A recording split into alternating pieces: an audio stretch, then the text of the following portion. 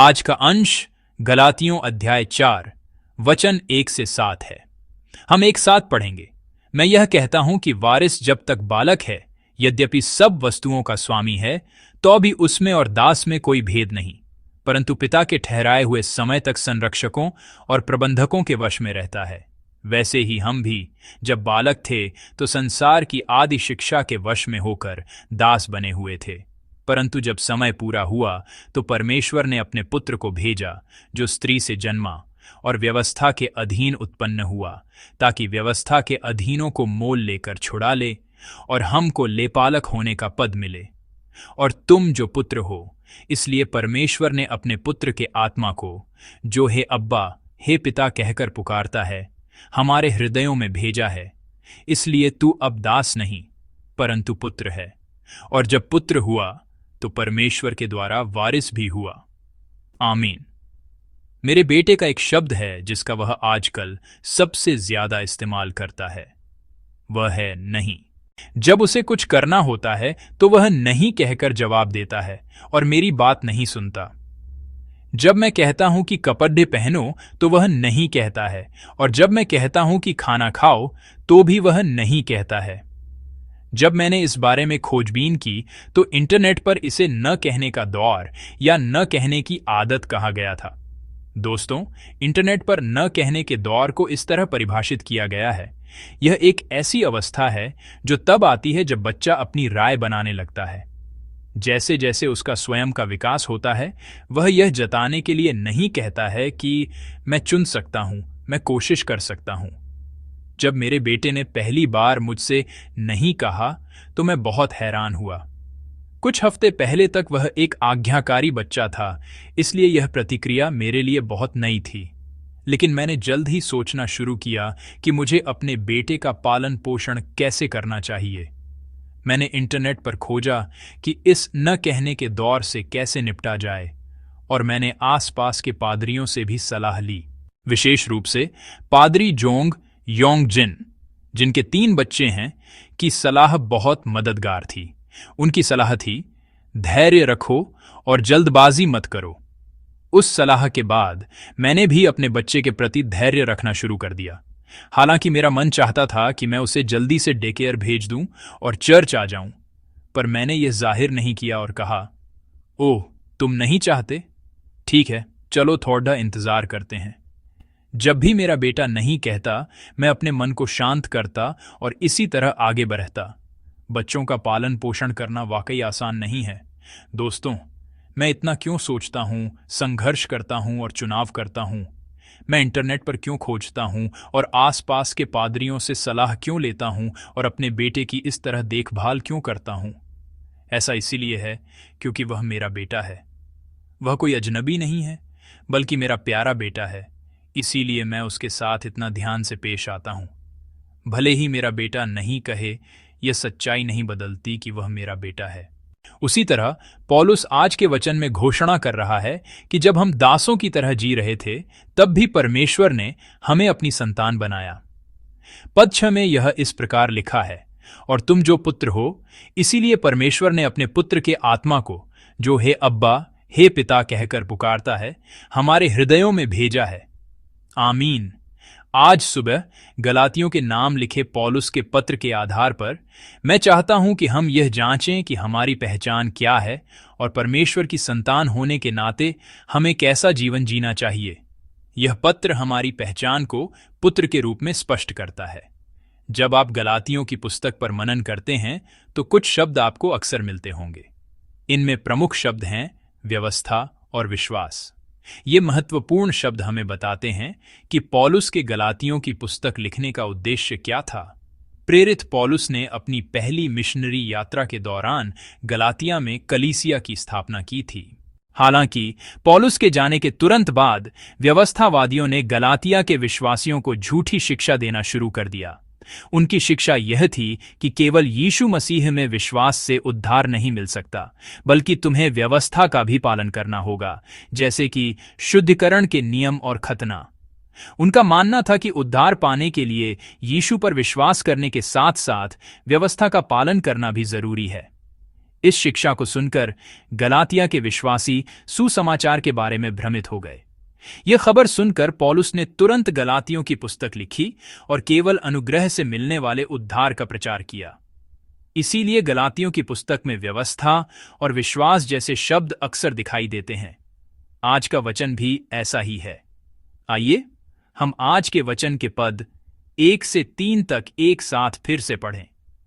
मैं यह कहता हूं कि वारिस जब तक बालक है, यद्यपि सब वस्तुओं का स्वामी है, तो भी उसमें और दास में कोई भेद नहीं, परंतु पिता के ठहराए हुए समय तक संरक्षकों और प्रबंधकों के वश में रहता है। वैसे ही हम भी जब बालक थे तो संसार की आदि शिक्षा के वश में होकर दास बने हुए थे। आमीन। इस वचन में एक उदाहरण का इस्तेमाल किया गया है। इसका अर्थ यह है कि वारिस जब तक वह बालक है तब तक एक दास के समान ही है। यह एक छोटे बच्चे के बारे में है जो एक बढ़ी संपत्ति का उत्तराधिकारी है।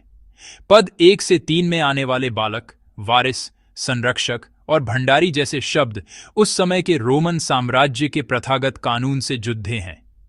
उस समय रोम में एक नाबालिग उत्तराधिकारी वयस्क होने तक संरक्षकों और भंडारियों की देखरेख में रहता था।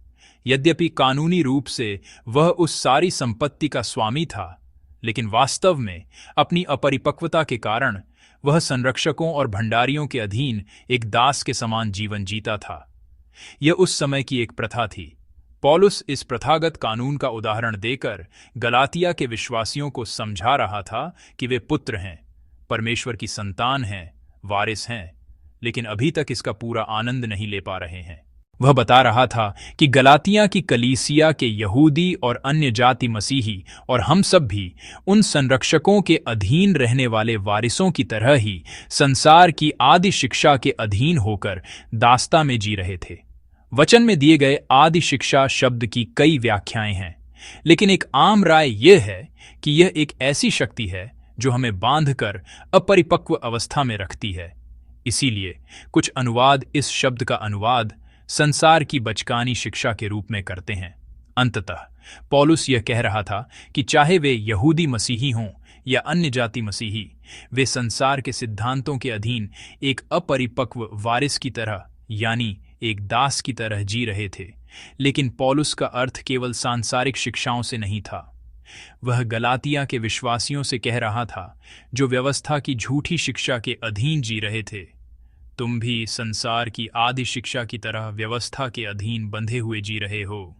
संक्षेप में पौलुस यह बता रहा था कि इस पत्र को पाने वाले सभी गलातिया के विश्वासी न केवल संसार की बचकानी शिक्षा के बल्कि व्यवस्था के भी अधीन होकर दासों की तरह जी रहे थे। प्रिय भाइयों और बहनों, जैसा कि पौलुस ने बताया, न केवल गलातिया के विश्वासी बल्कि वास्तव में हम भी ऐसे लोग थे जो संसार की दासता में जी रहे थे। चाहे हम कलीसिया जाते हों या नहीं, संसार की दासता और उस आदि शिक्षा के अधीन रहने की प्रवृत्ति हमारे अंदर है। जो लोग कलीसिया नहीं जाते वे इसे अच्छी तरह समझते हैं। वे संसार में पैसे, सफलता और इच्छाओं के गुलाम बनकर जीते हैं। लेकिन केवल संसार में ही नहीं बल्कि कलीसिया में हम भी वैसे ही हैं।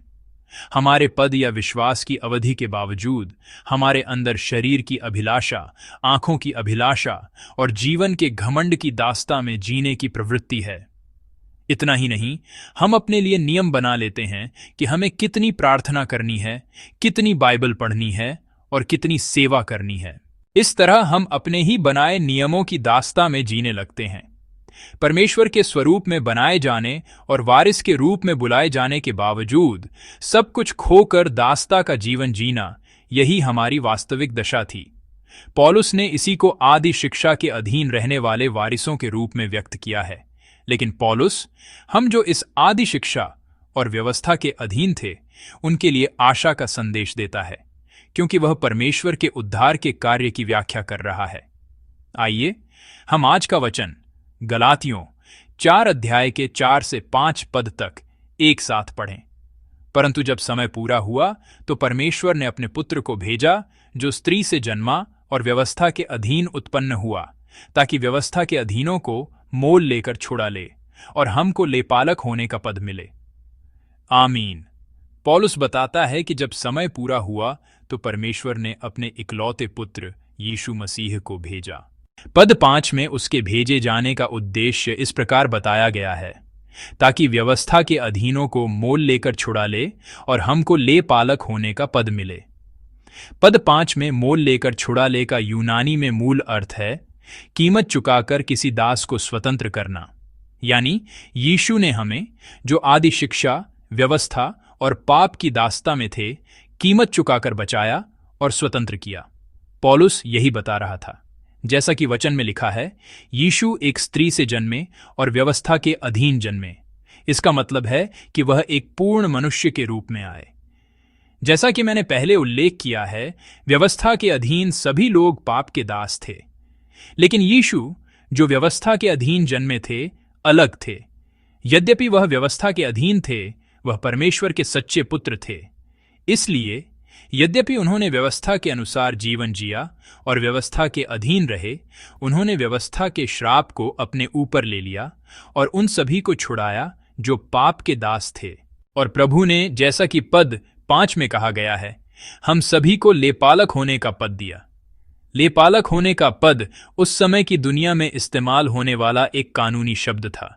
सरल शब्दों में इसका मतलब है कि यीशु ने हमें छुड़ाकर अपनी संतान के रूप में अपनाया। उन्होंने हमें पुत्र होने का अधिकार दिया।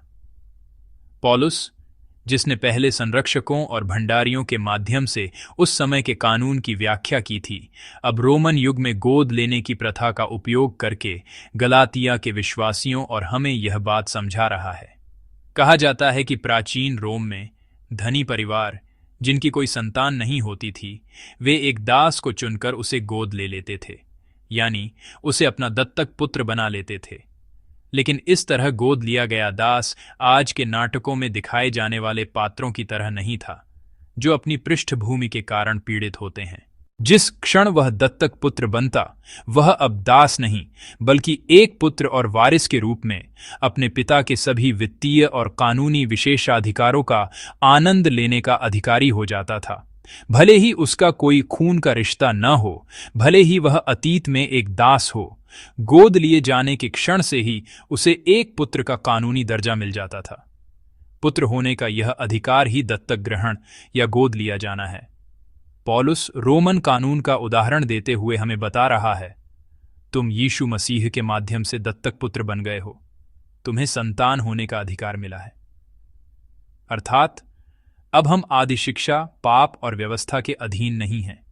दत्तक पुत्र बनते ही हमारी स्थिति बदल गई है और हम परमेश्वर की संतान और वारिस के रूप में जी रहे हैं। पौलुस हमें यही बता रहा है। इस तरह दत्तक पुत्र बने गलातिया के विश्वासियों और हम सबको पौलुस परमेश्वर की संतान बनने से मिलने वाले लाभों के बारे में आगे समझाता है। आइए हम आज के वचन गलातियों 4 अध्याय के 6 से 7 पद तक एक साथ पढ़ें। और तुम जो पुत्र हो, इसलिए परमेश्वर ने अपने पुत्र के आत्मा को, जो हे अब्बा, हे पिता कहकर पुकारता है, हमारे हृदयों में भेजा है। इसलिए तू अब दास नहीं परंतु पुत्र है, और जब पुत्र हुआ तो परमेश्वर के द्वारा वारिस भी हुआ। आमीन।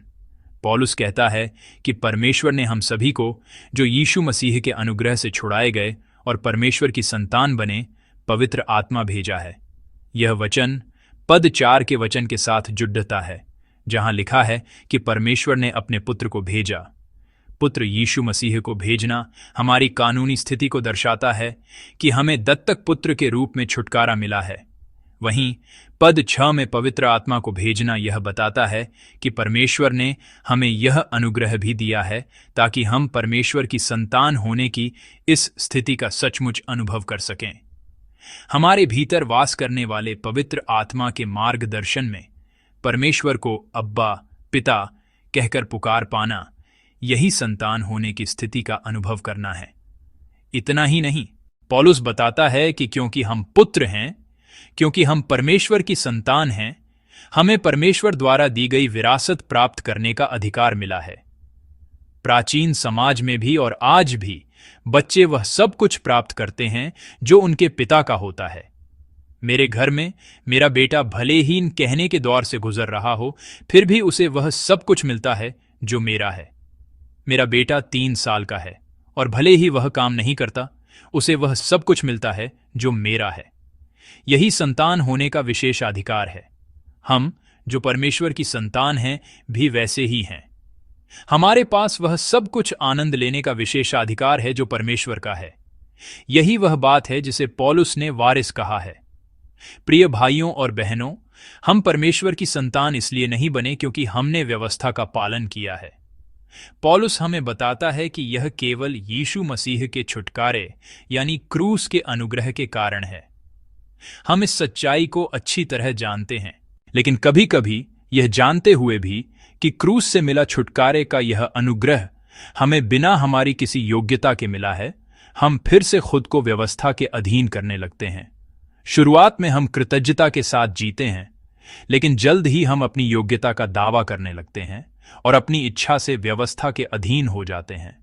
लेकिन जैसा कि पौलुस ने कहा, हमें याद रखना चाहिए कि इस छुटकारे के अनुग्रह में हमारी कोई योग्यता नहीं है। हमें पौलुस की उस शिक्षा को याद रखना चाहिए जिसके द्वारा उसने व्यवस्थावादियों की झूठी शिक्षाओं का खंडन किया था। हमें याद रखना चाहिए कि हम व्यवस्था से नहीं बल्कि केवल विश्वास से संतान बने हैं। इसके अलावा हमें परमेश्वर की संतान के रूप में अपनी पहचान के साथ साथ संतान के रूप में अपने विशेषाधिकारों को भी याद रखना चाहिए। यदि हम यीशु मसीह में विश्वास करके संतान बन गए हैं तो हमें याद रखना चाहिए कि पवित्र आत्मा जिसे परमेश्वर ने भेजा है हमारे भीतर वास करता है और हमें साहसपूर्वक परमेश्वर के पास जाकर अब्बा पिता कहकर पुकारना चाहिए। हमें यह नहीं भूलना चाहिए कि परमेश्वर की संतान होने के नाते हमारे पास यह विशेषाधिकार है। इसका मतलब यह है कि हमें केवल उद्धार के अनुग्रह पर ही नहीं रुक जाना चाहिए, बल्कि एक संतान के रूप में मिलने वाले जीवन को भी जीना चाहिए। अब वारिस के रूप में, परमेश्वर से विरासत पाने वाले के रूप में हमें साहस के साथ जीना चाहिए। मैं चाहता हूं कि आप और मैं यह याद रखें कि अब्बा पिता पुकार पाना न केवल परमेश्वर की संतान के रूप में हमारी पहचान है, बल्कि यह संतान के रूप में हमारा जीवन भी है। इसलिए दोस्तों, आज का दिन चाहे हम कहीं भी हों, मैं चाहता हूं कि आप वहीं पर अब्बा पिता कहकर परमेश्वर के पास जा सकें। मैं चाहता हूं कि आज आप जिन लोगों से भी मिलें उनके सामने साहसपूर्वक यह कह सकें, मैं परमेश्वर की संतान हूं, भले ही हमारी परिस्थितियां कैसी भी हों, भले ही दुनिया हम पर उंगली उठाए। मेरी प्रार्थना है कि प्रभु हम सबको यह सामर्थ्य दे कि हम साहस के साथ यह घोषणा कर सकें कि हम यीशु मसीह के छुटकारे के द्वारा परमेश्वर की संतान और उसकी विरासत के वारिस बन गए हैं। मैं प्रभु के नाम से प्रार्थना करता हूं कि आप और मैं छोटी छोटी बातों में भी परमेश्वर द्वारा दिए गए संतान के विशेषाधिकारों का आनंद लेते हुए जी सकें और आज का दिन ऐसा ही हो। आइए हम पौलुस द्वारा दिए गए आज के इस वचन को अपने दिलों में बसाकर आगे बढ़ें। और मेरी विशेष प्रार्थना है कि हम यह कभी न भूलें कि हमें केवल परमेश्वर की संतान होने का अनुग्रह ही नहीं मिला, बल्कि उसकी विरासत के वारिस होने और उसे अब्बा पिता कहकर पुकारने का महान सौभाग्य भी मिला है।